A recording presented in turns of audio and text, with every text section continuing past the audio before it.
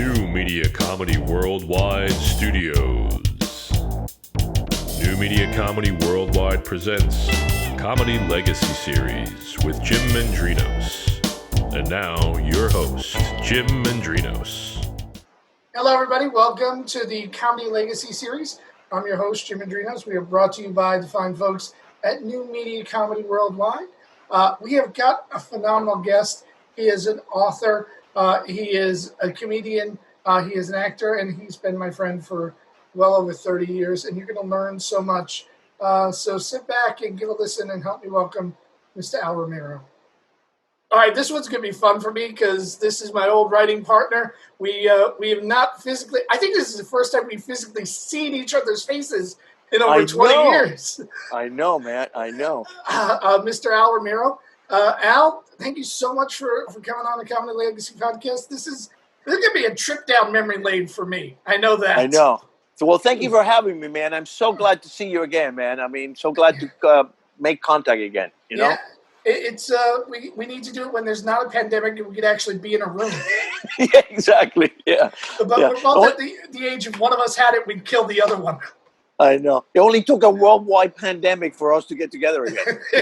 Well, no, we have been in contact because I gotta point this out. You are a published author with a book. Yeah. Yeah. Will you believe that? I know. Man, I remember when we first started writing, I had no fucking clue whatsoever. I remember you holding me by the hand, you know? All I had was ideas and stories, you know, and I try to relate it to you and you put it, you know, into dialogue and into prose and then I would say, no, that's not what I want. You know, we had these discussions back and forth, you know, but it was great, man. It was great. It was my trip into writing for the first time, you know? Well, let's talk a little bit about your trip into writing, because that's essentially your life story. Your family lived in Cuba, and you came here, and the title of your book is, so everyone can go buy it? Revolution. Our screenplay was Revolutions with an S. I took the S out. He took the S out. That was his way of cutting me out. You know, take the S out. Get rid of Mendrinos, and we're good. Yeah, well, the S for the Greek. You know how Greeks everything with an S? Yeah, you just took that out. I took the Greek part of it out. And this is essentially your life story about how your family wound up escaping from Cuba. There's a lot of fictionalized parts to it as well. You know, yes, it is. But again, you're basing it on your story, and that's what we started. Well, I don't call it a base. I call it inspired. Okay. Inspired. Yeah. All right. Because base will be more in line with what happened to my family. Inspire means that I got the idea to do the story, but it's not necessarily about my family. Although there's a lot of stories there that are my family. If you remember, there's a lot of stuff that actually did happen to my family. Much about your uncle is in there. I remember. I remember it well. Right. So let's talk a little bit about this, because you've dabbled in screenwriting, you've dabbled in, you know, now novel writing, but your basis has been being a stand-up for, I believe you're a stand-up now for 109 years. You started in 1922? Yes. Actually, I was performing on the Pinta when Columbus came over. I was the opening act. You were the opening act. No, I 40 years now, man. 40 years. Wow. And you got on television really quick, didn't you? Yeah, man. I mean, I went from 0 to 60 like this, and then hit a plateau. You know. Well, you know what happened? Hollywood was not ready for the type of Hispanic that I presented myself as.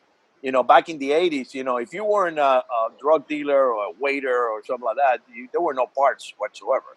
You know, the same thing with women. You had to be a maid or a prostitute or something like that. And I used to get this left-handed compliments.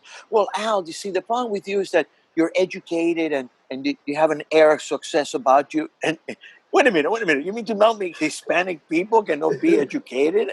Oh, no, don't take it that way. Don't take it that way. How the fuck am I supposed to take it? By the way, can I curse? You can curse all you want. Okay. How the hell am I supposed to take it? You know? Yeah. So there was no you know, in order to go to the next level, you know, you had to get on TV or movies and stuff like that. And there was never a part for me. I was competing with a guy like Paul Rodriguez, who did, you know, more of a, you know, barrio type Hispanic. And that's not the way I've ever presented myself, because that's not me, you know. Yep. So there wasn't. Yeah, so there was a little budget. But what was your first TV spot? Murph Griffin. All right. Murph Griffin show, yeah. And do you remember prepping for that spot? Do you remember what you had to do in order to get it? Well, I knew a guy named Lonnie Shore. You remember Lonnie Shore, the comedian? Yeah. Okay, well, we became friends. He used to come see me at the clubs in Florida, and he told me, you know, I'm very good friend with Murph Griffin. When you're ready, you know, I think I can get you an audition. Well, you know, like a year into it, I said, I'm ready. He looked at me like I had 7 heads. I said, I'm going to California. So, you know, I would like to. He said, well, I don't think you should do it, but if you want to, I'll get you the audition. He did. And I got on. It was a magical night, man. I got on. The owners of the comic strip got me at the Comedy Store, and the people from the Murph Griffin show came to see me at the Comedy Store, and I had to follow Steve Martin, you know. And you ever met Argus Hamilton? Oh yeah. Okay. Well, Argus didn't know me from Adam, but he was very nice, man. He saw the fear in my eyes when he told me. He came up to me and says, "Man, we're gonna have to bump you.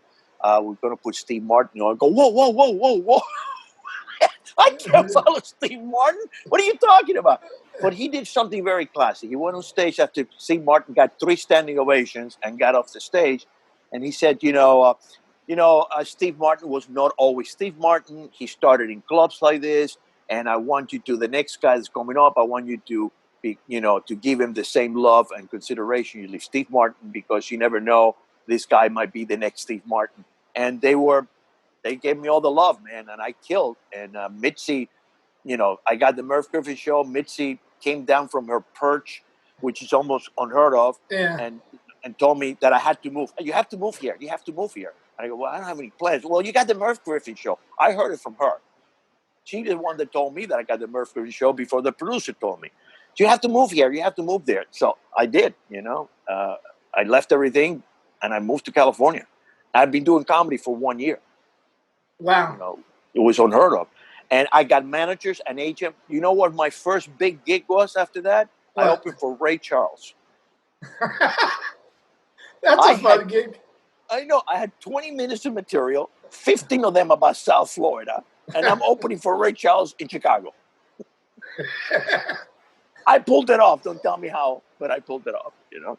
Well, that's the one thing about us as comics. We wind up surviving, because there have been plenty of gigs I've done some with you that I had no earthly reason to be doing back then. Because you met me when I was doing comedy about, I want to say we met you moved back to New York in 86, 85? No, I moved to New York in 85. 85, yeah. 85, yeah. So, so I've been doing it. But we have met previously. We have met before. Oh, yeah, we met in Florida before. At the comic strip, correct. Yeah. Right. But the first time we started hanging out was up in New York, and we did some ungodly one-nighters together. Yeah, the Palazzo gigs. Remember those? Oh, yeah. I so remember them. $65 and anything from the left side of the menu. Yes. Which nobody wanted to eat anything on the left side of the menu. Nobody did. And there would be Al, we would be stuffing our face with burgers and chicken strips, and there would be Al, like, ordering, like, I just want 2 grilled chicken breasts. Yes. Nothing on them. I know. We were trying to live forever back then. I know. I'm still hanging on. You're hanging on, but here's all I'm going to tell you. Now it's COVID. Now there's nothing to really live for. You should have had the cheeseburger. Yeah, well, now I am. Now I'm stuffing my face with all the crap I can get my hands on. Oh, that's funny. Yeah. So let's talk a little bit about that, because as comics, I don't think people realize you could be opening for Ray Charles in a 5,000-seat theater on a Monday night, and Tuesday night you're doing a freaking Palazzo's gig at a bar. You know, what's it like to have to constantly change gigs from performance venue to performance venue? Well, because it was so early in my career that I was doing that, I didn't know any better. You know, I was like deers in the, deer in the headlights, doing those shows. I didn't even know how to pull that off. I felt more comfortable doing the Palazzo gigs than I did actually opening for Ray Charles, because the Palazzo gig, who cares? You know what I'm saying? It's a bunch of drunks.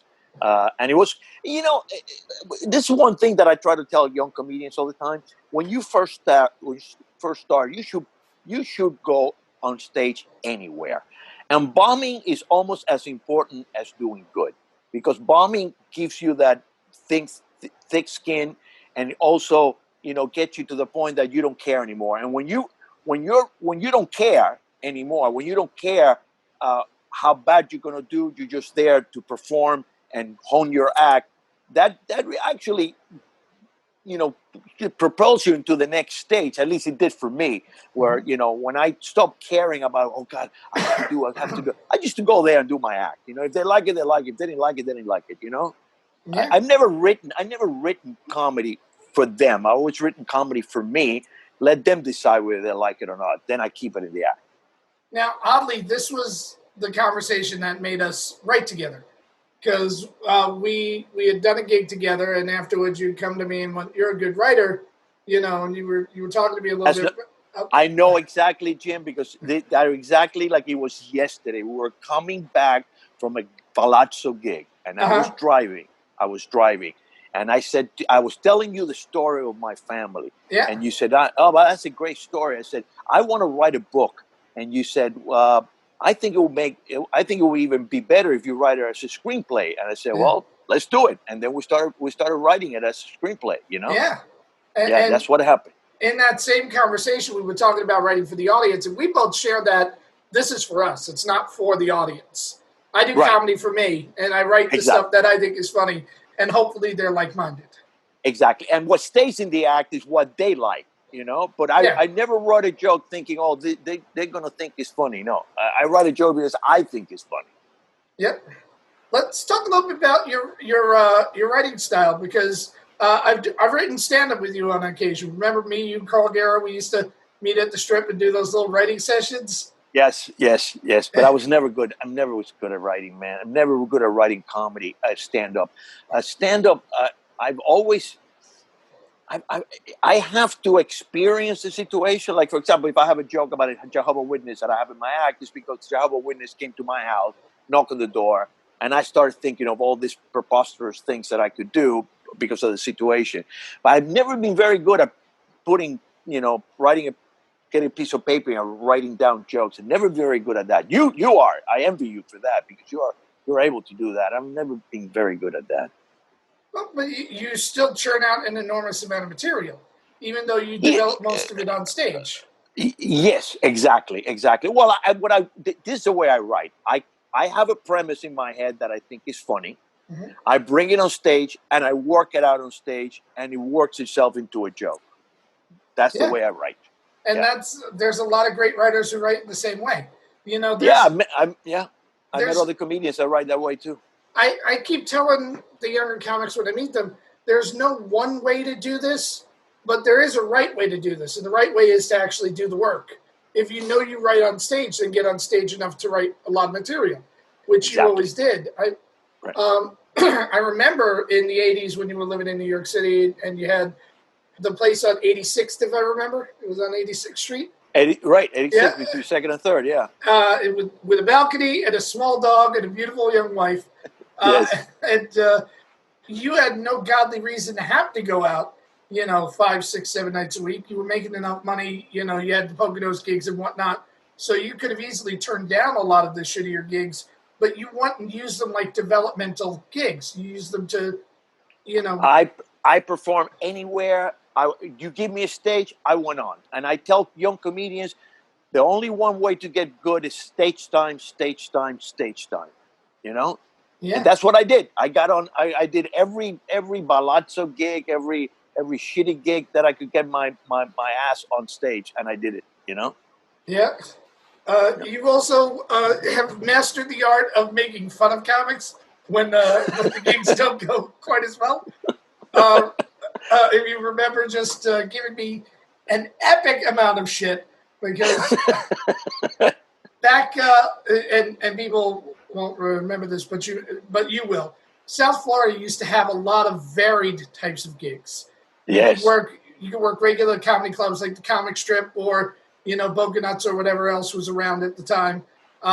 You could work the senior circuit, which was 4 o'clock dinner shows for people who were 109 years old.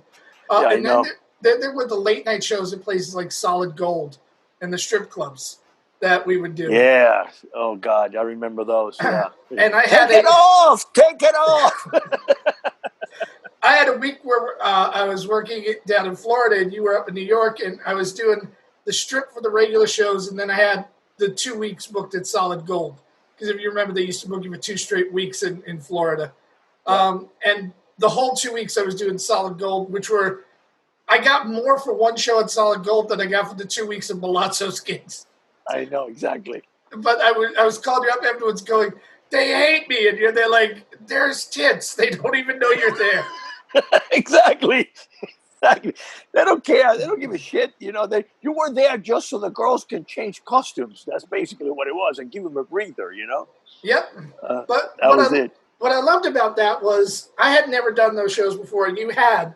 And when I was getting on the plane to go down to Florida, you were there like, call me Tuesday after your first show. Because you kind of knew what was going to happen. Exactly. I wanted to be there to enjoy your misery. But you also gave me a lot of great advice. You told me to slow down. You told me to just stick to your material. Don't engage with the hecklers. Don't let them win. Yeah, just ignore them. So I want to, because you obviously knew all that, and clearly it's because you worked the same shitty gigs as I did. Exactly. But Our friendship was bound by shit gigs. Yeah. We didn't really do the good ones together. In fact, when we did the Borgata together, that's when you left New York. Yes. Yeah. Well, I had a car, and we booked.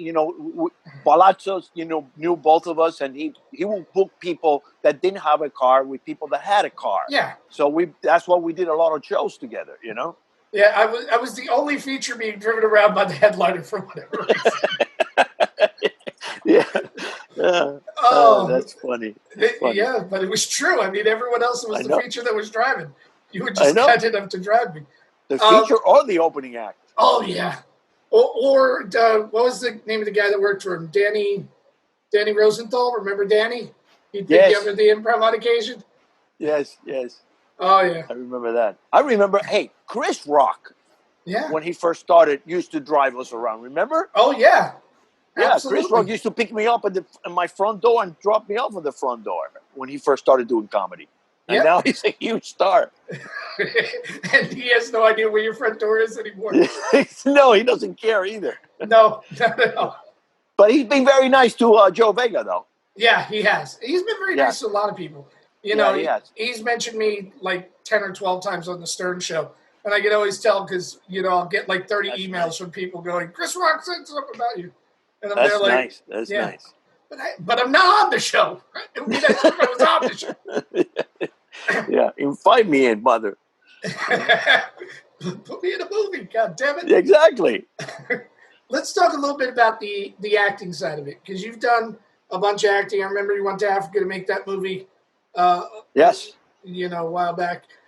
And now, when you move back down to Florida, it doesn't seem like you're doing as much acting-wise. No, listen, I moved to Florida because I'm an only child, and both my parents got sick, and I had to put them in nursing homes, and they were divorced, so I had to find not one good nursing home, I had to find 2 good nursing homes, and I listen, my parents left everything, sacrificed everything to bring me to this country, and I just didn't have the heart to move out and leave him there. What am I going to do? Tell my aunt, call me when they're dead?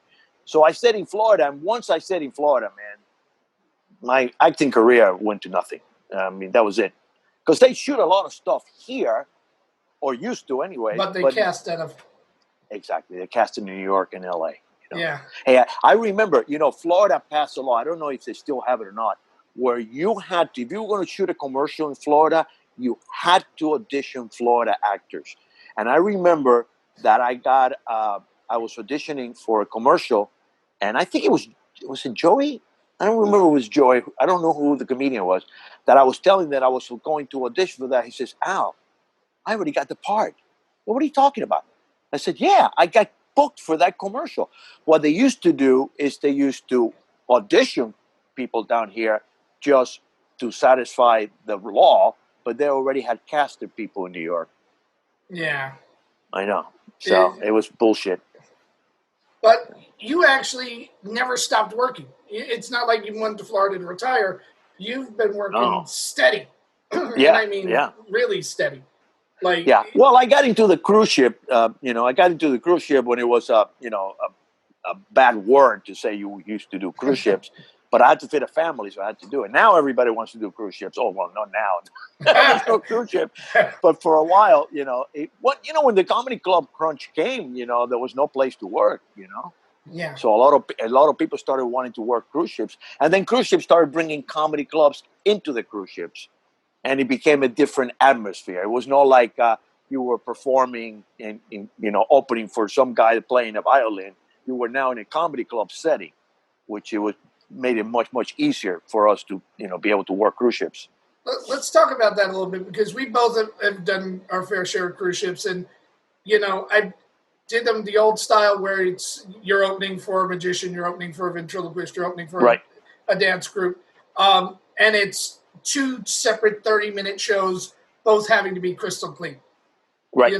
Or one 30-minute show where it's crystal clean, and the other one where they put you in a lounge and you can say shit, but don't dare say fuck. Exactly. And then the new style of comedy clubs, it's 18 and over, and you're free to talk about whatever you want. Just don't make fun of the ship. Exactly. Right. Yeah. Don't make fun of the captain. Don't make fun of the ship. Don't make fun of the company. But you can say, language-wise, you can say whatever you want to. It is a comedy club setting. They're running it as a comedy club inside a cruise ship. Now, for me, what I loved about working on cruise ships was the feeling of working in a big showroom, and now that's kind of gone. Yeah, they put her in the lounge in the back. Yeah. So for you, did you feel any? Is it less fun for you now that it's the comedy club experience? No. I like the comedy club setting much better because I like the freedom that I don't have to worry what's going to come out of my mouth. And you can do crowd work, which I love to do crowd work, which you could not do it, in the big room. The big room was a performance. Yeah. Now it's like a comedy club atmosphere with the same type of feeling and the same type of timing and stuff like that. So no, I like the comedy club setting much better. Yeah. All right. Now this is also odd because we had a conversation, 193 years ago, coming back from some horrible gig or another, where and people should know this. Al always dressed impeccably on stage. There was never a hair out of place. Everything was ironed and groomed, and just like he looked like he was about to step, into a magazine. And me, the wrinkled bag of funk I am. A t-shirt, maybe there's a mustard stain over here. Yeah. And I remember you pulling me aside saying, if you want the better gigs, you need to dress the part. You need to dress a little better.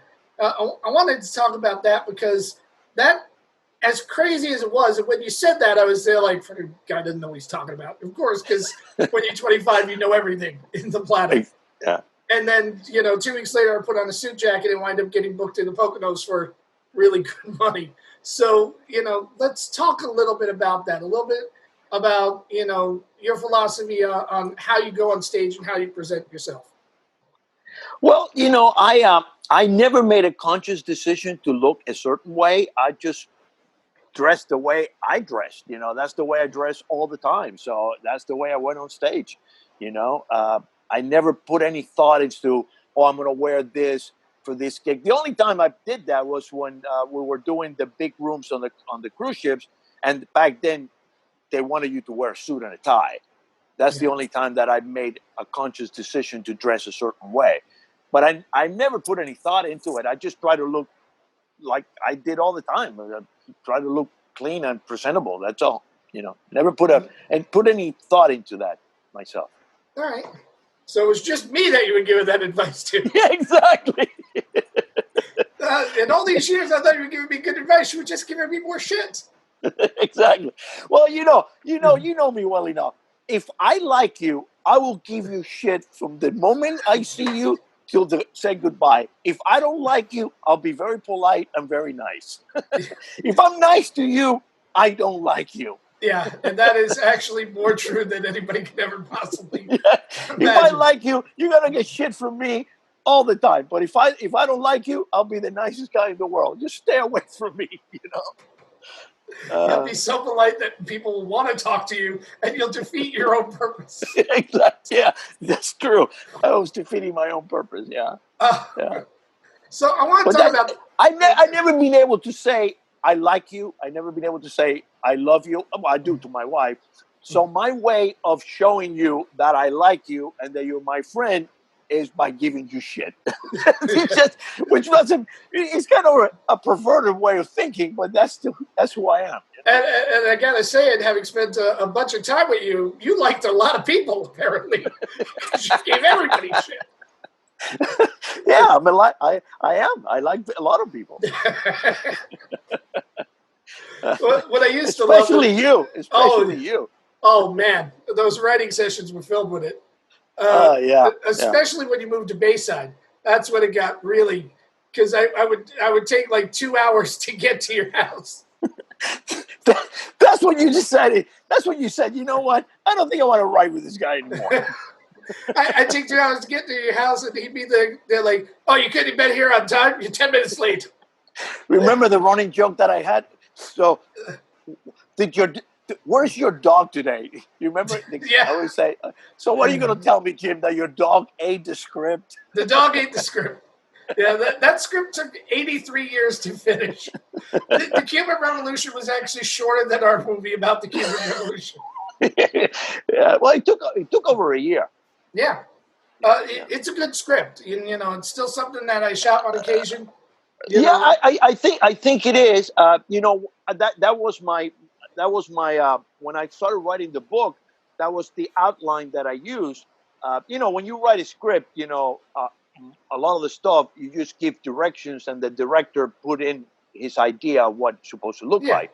When you write a book, you have to write everything. The guy sit down in a chair, he got up. The guy picked up a cigarette, put it in his mouth. You have to describe everything. So it's, and the way I wrote the book, because I've never taken a writing lesson in my life, I mean, I really don't. The way I did it was I will see in my head the scene that I'm trying to write, and I will describe it as I see it in my head.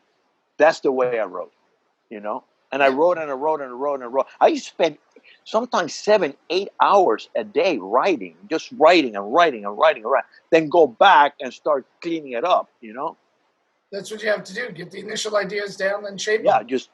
Exactly. I will not stop. I will just keep writing and writing and writing. And it just, I amazed myself at, how I was able to write dialogue and was able to write description of the scene, and then Dave Kelly, right? Yeah, absolutely. You remember the guy who was known for having that gray patch in his hair? Yeah. Yeah. Well, what I used to do, because my grammar is awful and my spelling is awful, I will write, and I will send him. I will email him everything, and then he will clean it up for me. And then I will say, no. I mean, that might be the correct way of saying it, but that's not the way people talk. I'd rather have it grammatically incorrect, but gets the idea better than having it grammatically correct and not sound like that's the way the guy should sound. Yeah. So you're saying this was a long and difficult process for you? Yes, it was. I gotta admit, somehow that makes me a little bit happy, because this is the person that made me go into the Cuban embassy, or the Cuban consulate, to research Camilo Cienfuegos, who I'd never heard of. And then I'm leaving and I'm getting stopped by the U.S. Secret Service people, all because he wanted a little piece about Camilo in the movie. So, Oh my God, I remember that. I remember getting stopped by the U.S. government. Why are you walking into this place? yeah. And I'm there like, research, writing a movie. know. Oh, yeah. Oh, yeah, I'm that on was. some government watch list for the past 30 years because of that. Remember us? I remember us spending hours at the New York Library. Oh, yeah. Oh, yeah. We watched so much microfiche. Do they still use microfiche? No, no more. It's No. gone. Well, I remember watching so much microfiche that I actually got dizzy and threw up. Do you remember the pro Castro Cuban bookstore on 23rd Street Yes, I that we walked in had to there go? once with you. I walked in Yeah. there once with you. Yeah, I Yeah. remember that. And Yeah. after that, I was like, you got to go there alone. I can't come back there. Yeah, yeah. I remember you go there and trying to make him believe that you were going to write a pro Castro book. He wasn't going to give me the books if I didn't. Exactly. Oh, All right, God. so here's a valuable lesson to people that want to write. Learn how to lie in order to get what you want from people. Exactly. Yeah. Yeah, If he you did tell the not truth, trust you you. never get anywhere. He didn't trust you at all. He looked it out like, Well, he knew I was Cuban and yeah. Cuban in the United States. What are the chances of Cuban in the United States being pro Castro? Is what, 1 in 10 million? Yep. No, we So went all over to research that. We went to Bergenfield, New Jersey to interview the guy who was the mayor of one of the towns, if you remember. we also here you came down to Florida when we Yeah. were working together at Comic Street. We interview what's his name? The guy that was very good friends with Camilo. Yeah, I know who you're talking about. God, I can't remember his name right now. Will you believe that? And then we interview Eloy Gutierrez Menoyo. Yeah. We went to his house, Yeah, we and did. I said, I remember I said something about your daughter, and he says, "That's my wife." Oh, Remember that? yeah. Oh, Yeah, God. he had a wife that was 30 years younger than him, and I thought it was his daughter, Yeah. And that's before we even asked him a question. I'm already Yeah. stuffed my foot in And my that's mouth, why for the rest of that entire interview, I'm there like, only if you need to translate into Spanish, Al.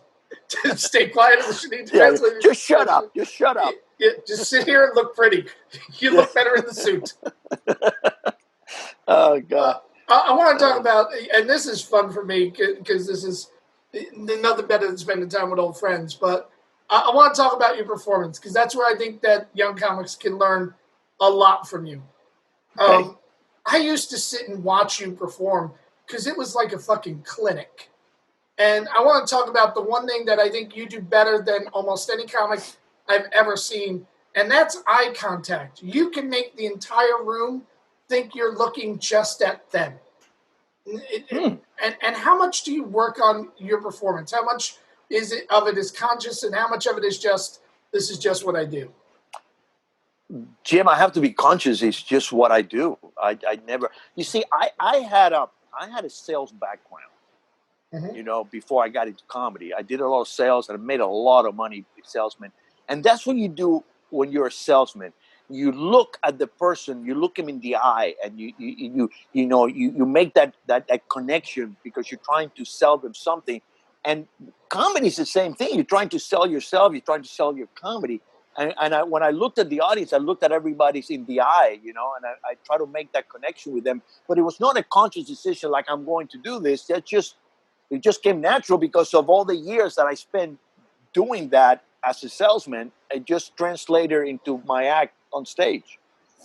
Now, you're also incredibly high energy on stage now without bouncing off the walls. You're not one of these people that's pulling props out and screaming and yelling, but your act has a vigor to it that's constant. You never lay off the throttle while you're up there. Well, because I'm a very intense person, as my wife, yeah, I'm burning inside all the time. I mean, I'm going at 50,000 miles an hour inside of me.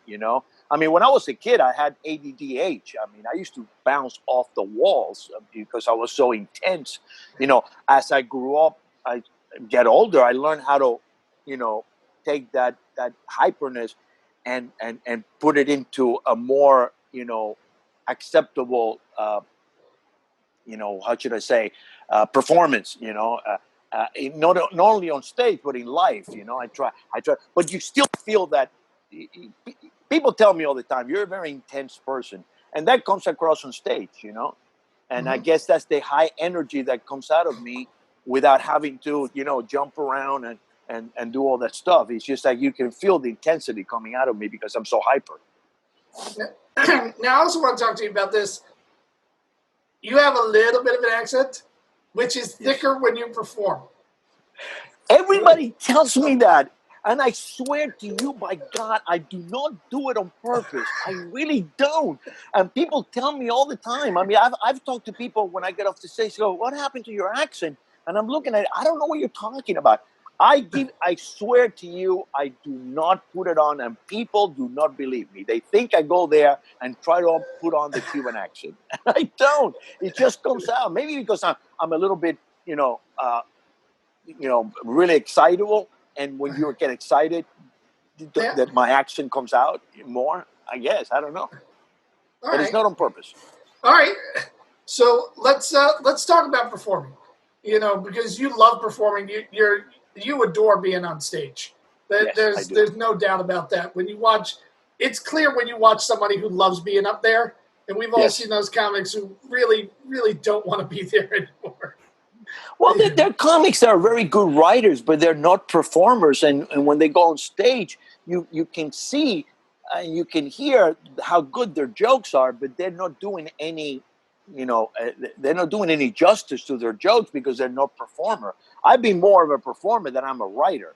I mean, I think that I'm able to take a joke that is not as good and make it better by their performance rather than the other way around, Yeah. I don't think I'm a very good stand-up comedian writer. I think that I'm a good stand-up comedian performer, and I think that my performance makes my joke better than what it is in itself, Well, I'll agree with you on that statement. Is you are a much better performer than you are a writer. That's your strong suit. That's your natural talent. Right. And we all have a natural talent. You're not a bad writer by any means in terms of a stand-up. You do what stand-up should do, and that's right for their character, right for who they are. And and I think it's that your vigorous pursuit of I only am going to write jokes that I find funny is what makes you the good writer. If you were doing the same thing, but and we've all seen it. I mean, the late Larry Ragland, who just wrote enough to perform and never added another word to it. You could tell the people that don't want to be writers, but you're constantly writing. You're constantly changing and evolving your stuff. It'd be interesting for me now because what I remember the last time I saw you live, I remember you talking about, your kid and having your daughter and wife in the house at the same time and how it was driving you crazy, and I'd love to see what it's become because I know you're not talking about that anymore, as opposed to some comics who they wrote their act in 1974, and what they're performing right now is what they wrote in 1974. I have to admit that I still have jokes that are very old because I love them and the audience loves it. Yeah. And I've never written topical material. I've never written political material. I've never written something that is that has a time limit. So there are jokes that I can do because. One of the themes on my act is stupid things that people do. And those stupid things, people are going to keep doing it till the end of time. So I have certain jokes that will always be in my act, only if I get tired of them and I don't want to do them anymore. That happens sometimes. Yeah. But the joke itself, it still holds up because there's not a time limit to the joke. Yep. Let's talk a little bit about how comedy's changed over the years because it's definitely changed for us. Clubs are less prevalent than they've ever been. The gigs generally tend to be really high money or no money. There's not that living wage section that was around in the 80s and 90s. So what's required for you as an artist in order to stay viable and in order to keep earning in this day and age? Well, I have switched 90% of my performance on cruise ships. I have developed a great relationship with Carnival Cruise Line, and they give me more work than I can possibly handle. which is good and bad, because it's now with the comedy club atmosphere is more, you be more creative. You can write, bring jokes on stage, but you can't do the same thing as a comedy club, because believe me, if you start trying out new stuff and it doesn't work, and you can lose the audience like that. Cruise ships, they don't, remember, they're not there because they made a concerted effort to go see comedy. They go there because it's the 8 o'clock show. Yeah. Like when people go to a comedy club, from the moment they start getting dressed at their home to the point that they get to the club, they have made it, even on a subconscious level, a concerted effort to go see comedy. So they're already in that frame of mind that they want to laugh and they want to enjoy comedy. So they have almost on a subliminal level have made the commitment to laugh. When you are performing because it's the 8 o'clock show, people just show up because that's what it's there to do. They have not made a concerted effort to laugh. So it becomes a harder audience, and you can lose them very quickly. As a matter of fact, a lot of good comedians don't work on comedy on cruise ships because they take their slow burners. It takes a little time for the comedy to work, or for the audience to get into their head. That doesn't work on cruise ships, man. You got to get him, boom, from the moment you open your mouth. Boom. You have to get him from the first joke. So you don't have as much leeway to come up with material or try out new stuff. So I also continue to do clubs for that purpose. What I see, and I don't know if it's that much anymore, but there was a period of there where the comedy the premise became more important than the punchline. You know what I'm saying? Yeah. And I think TV had a lot to do with that, because TV, gobbles up premises so fast, that, if you do a joke about this, you can, in about a month or so, that becomes passé on TV. So the comedians that the TV shows wanted were people that had more innovative, more fresh premises, but not necessarily a great punchline. And I saw a lot of comics doing that, doing a lot of premises that were interesting and amusing, but there was not a big payoff. When you and I started doing comedy, the punchline was the most important thing. Is what do you have to do to get to the punchline? The premise was the way to get there, where it became for a while where the premise was the most important part and the punchline became almost secondary. I didn't like that. What I really loved about watching you work was you would take one premise, the first guy who discovered X, and then roll off a lot of punchlines with it.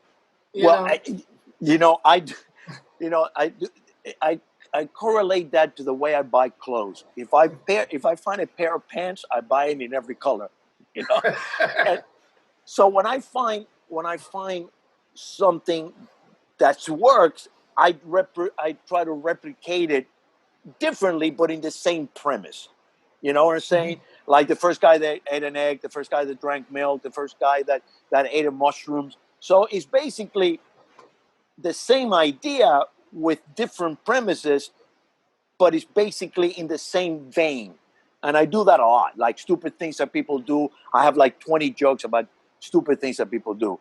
Things that piss people off. I have 20 jokes about things that piss people off. And that's the way I do it. Because I'm not a great comedy writer, when I find something that works, I try to replicate it over and over again in a different way. Make it a different joke, but basically it's the same premise.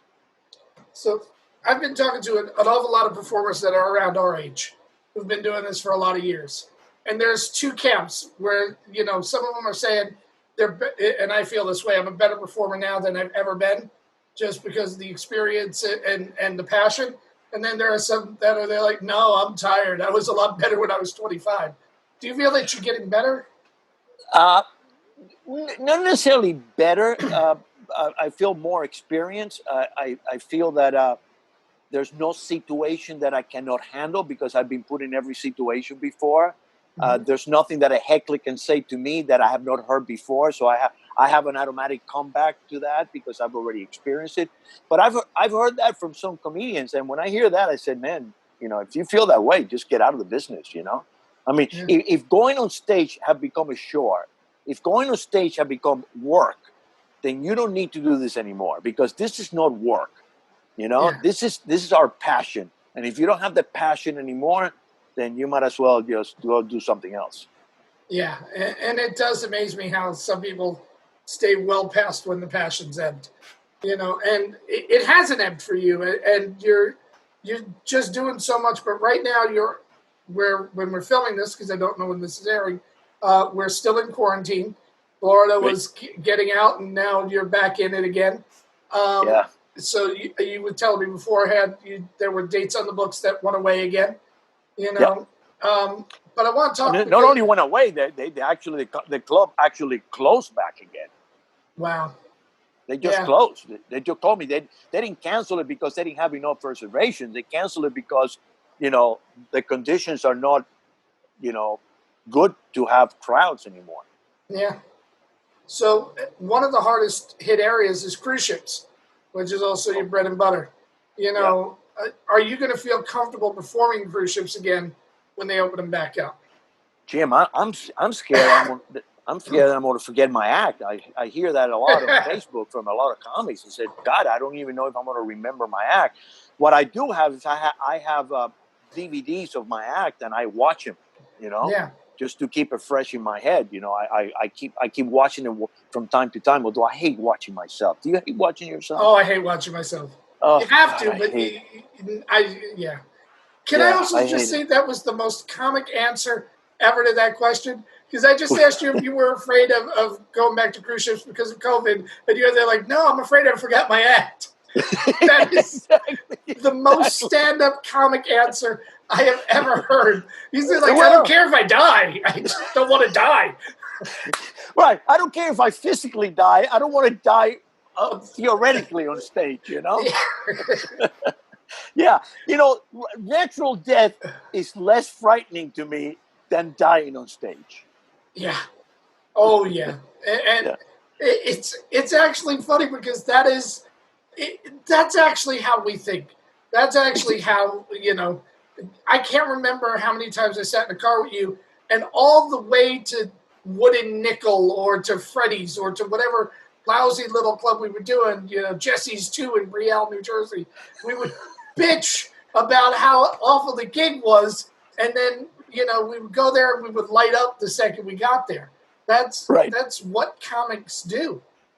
Yeah, man. Listen, if you really like what you do, the gig might be crap, but your performance is what you honor and what you have respect for, and you go off stage. I don't care how bad the gig was, only once, and I'll tell you the story. I don't care how bad the gig was. I always gave respect to my act. I did my act. I don't care if they were going to heckle me. I don't care if they didn't like it or they're paying attention. I gave respect to my act and to my performance. All right. So what's the one gig where you said you didn't? Was a Gary Grant gig. Mm-hmm. I went on stage. The opening act, they're booing them. They're throwing shit at the guy. He gets off the stage. The middle act goes there. They're heckling him. They're calling him names. I said, no, I am not going to honor these people with my performance. I am not going to do that. So on my way to stage, I pick up a menu. And I got on stage and I said, I was in the back room and I saw how disrespectful and how you were to the other comedians where they're trying to do their act. You know what? I'm not going to do my act for you people because you don't deserve it. You know what I'm going to do? I'm going to read the fucking menu to you. So I sat there and I started reading the menu to them. It was, line by line by line by line. And you go, fuck it. If you're going to heckle me, if you're going to have no respect for what I do, I'm not going to have any respect for you. And I had a guy, listen to this. The guy says, get off the stage. And I go, pay me. He says, I'll give you $25. Not enough. I'll give you $50. Not enough. How about if I give you $75? Go, let me see it. So he gave me the $75. I put it in my pocket and I walked out of the room. Probably wanted to do a big, not the Gary Grant kick. Yeah, and I got in my car and drove off. And Gary called me the next day. What did you do? You left. And I go, by the way, thank God they have paid us ahead of time, which is very rare. Yeah. You know, they usually, because I think the owner had to leave and he was the one that paid us, so he paid us ahead of time. So I had my gig money in my pocket, and the guy gave me $75. I walked out the door, got in my car, and drove off. And Gary called me the next day. What do you do? I said, fuck it, man. I'm not going to honor this shit. These people were disgusting. They were just throwing shit on stage. You think I'm going to go there and perform for them? I read in the menu. They didn't like it. Fuck them. You know, don't book me again. As a matter of fact, don't book me there again because I'm not doing it. Yeah. And let's talk about that, because we've all walked into gigs where we've been promised that they're great gigs, and we get there and they're just not. Do you remember Ken Grayson? Yes. Ken Grayson booked me. I was doing Penny Arcade in Clark, New Jersey, and he goes, "Do you want to make an extra $500 by doing an afternoon in Clark?" And I went, "Yeah." He goes, "There's a whole bunch of women in their 40s who are widows that rented out the senior center and they want to have a show." He goes, "You're single?" Because I was at the time. He goes, "You're single? Go perform to them. Maybe you hook up with a 40-year-old widow." And I get there, and it's a whole bunch of women who have been widows for 40 years or more. So, like, the youngest age was, like, 90. and that was the gig. We've all been there at those gigs that are just soul-crushing when you find out how much you were lied to. But how'd you learn how to deal with that? Well, again, I looked at it as, I'm going to do my job. This is my performance. I'm here to perform. I'm going to, what's his name? DiMaggio, they told him once, I don't know what the other guy said, but he says, I go there and give it my best because there might be one guy that have never seen me play before. And I went there with the idea that I'm going to do my job. I'm going to give my performance. And if it's a bad gig, it's a bad gig, but I'm going to do my job. That my job is to go there and perform, and I'm going to give them the respect that hopefully they deserve. And if they don't, well, that's their problem. Yeah. A couple of quick things before we wrap up. Number one, and we touched on this a little bit with. God, we've been at this an hour. Just about. Oh, God damn, we got to do this again, man. This is fun. This was fun. This is, it's also, we just haven't seen each other in a long time. I know. But next time I want it to be like a Cafe Versailles down in Miami, so that we could actually get some Cuban food. Yeah, exactly. I still love Cuban food. You like Cuban food, right? Oh, you were the person that turned me on to ropa vieja. Oh, ropa vieja, yeah. Yeah, that's unbelievable. And vaca frita, you have to try that. Oh, yeah, I love vaca frita too. Fried cow. Look at me. I like food. It's clear. Comics are very solitary. We wind up doing this by ourselves. But there's also, like you and I, camaraderie. You get close friends over the time. But there's also, for me at least, when I started, a whole lot of comics that were a lot more veteran than me, reaching back and teaching me things that I didn't know. I remember Barry Berry from the comic strip teaching me how to construct a joke. Or I remember Dennis Wolfberg when he came off stage talking to me about how I had to put some nuances in my performance. Who are some of the guys when you started that reached back and helped you a lot? Well, Lonnie Shore, which was a professional comic. It was another, he was a guy that had done everything. Was one of them. When I went to the comedy store in LA, Blake Clark, Blake, right? Oh yeah. Gary Shandling. In a way, also, what's his name? Dice Clay, which I knew him before he was Dice Clay. it was not so much that they try to teach me anything, is that we kind of, by talking and sharing experiences, I learned a lot from them. Watching, the Comedy Store was like, God, going to college, man. Watching some of the best comics in the United States going on stage on a regular basis, and they were your buddies. You were talking to them and having a beer with them, and the next thing they go on stage, and the next thing you know, they're on Carson. Yeah. So the Comedy Store, not so much individuals, but the place was like, I grew by leaps and bounds, man. When I went to LA, having only doing comedy for 1 year and doing the Merv Griffin show and having all these expectations that people had of me because I already done TV, I had to learn very fast because I didn't have that much material, and it was watching these people was an inspiration for me, watching all these great comics, and I grew by leaps and bounds at the Comedy Store. The Comedy Store was a great experience for me. Yeah. Now, last question. And I ask everyone this. You've been doing this for 1,034 years. What do you wish you knew then that you learned during your journey? Good question. Well, things happened to me so fast that, like I told you, I was like, I didn't, I didn't know enough not to know what I didn't know. I wish I would have be more. I wish I would have stayed in LA more. I wish I would have concentrate on going out for parts more, because I wanted to be an actor in addition to being a stand-up comedian. Just pick and choosing. It was good in a way, and bad in another way.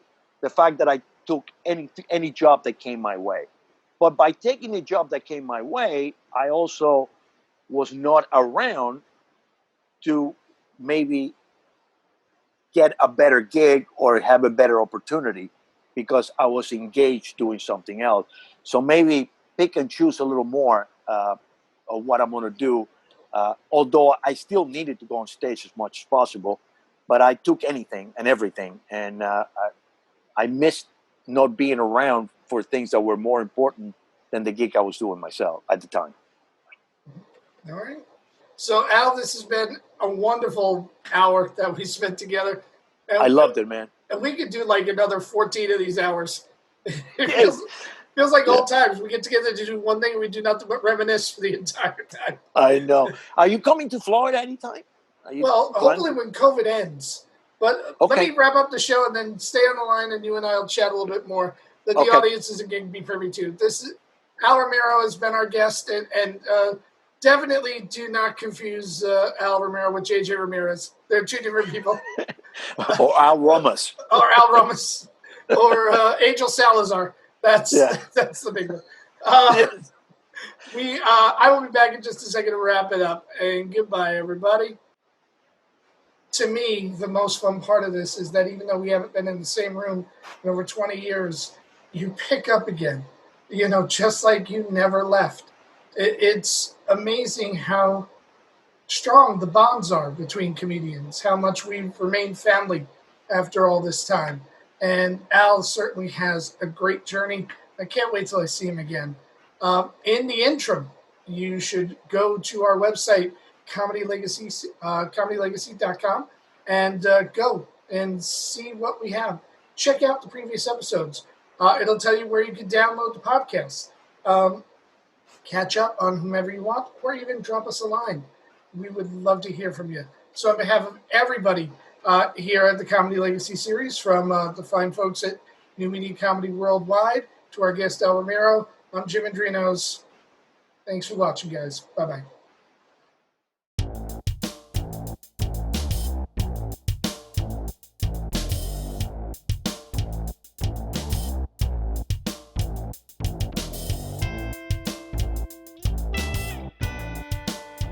This has been a New Media Comedy Worldwide production.